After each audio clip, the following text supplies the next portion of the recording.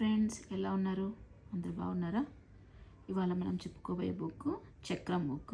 చాలా బాగుంటుంది.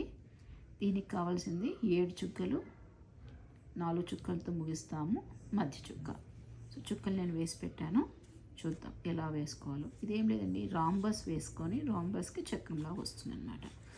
రాంబస్ అంటే ఏమి? 6 గీతలు, రైట్?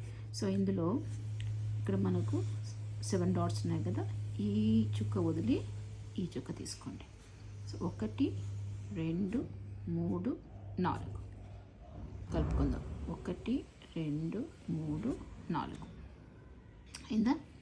నెక్స్ట్ ఈ లాస్ట్ చుక్కకి మధ్యలో ఉంది కదా, ముందర చుక్క దీన్ని తీసుకోండి. 1 2 3 4 ఈ 4 కలపండి. ఫైన్. నెక్స్ట్ అలానే ఈ చుక్క లాస్ట్ చుక్కకి ముందర చుక్క 1 2 3 4 ఈ 4 కలపాలి. ఫైన్. అలానే ఈ లాస్ట్ చుక్కకి ముందర చుక్క 1 2 3 4 ఈ 4 తీసుకోవాలి. ఫైన్. నెక్స్ట్ లాస్ట్కి ముందర చుక్క 1 2 3 4 ఈ 4 కలపండి. నెక్స్ట్ లాస్ట్కి ముందర చుక్క 1 2 3 4 ఈ 4 కలపండి. ఓకేనండి. ఇప్పుడు ఈ లైన్స్ అన్ని, ఈ డాట్స్ అన్ని కలుపుకుంటూ వచ్చేద్దాం. ఇది ఉంది కదా, ఈ డాట్స్ కలుపుకుంటూ వద్దాం. ఓకే, అలానే అన్ని వైపులా వచ్చింది కదా.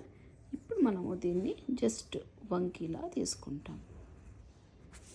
చూడండి, అలానే అన్ని వైపులా. ఓకే, అలానే ఇక్కడ కూడా,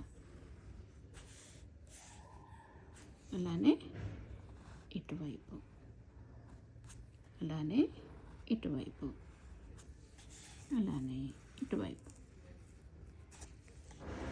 చేసిన చక్రము. ఇప్పుడు మధ్యలో మనం పువ్వు వేసుకుందాం. పువ్వు ఎలా వేయాలో ఆల్రెడీ చూసాం మనం ఇంతకుముందు వీడియోస్లో. డాట్స్ అన్ని కలుపుకొని ఈ మధ్య డాట్లో దాన్ని తీసుకుందాం.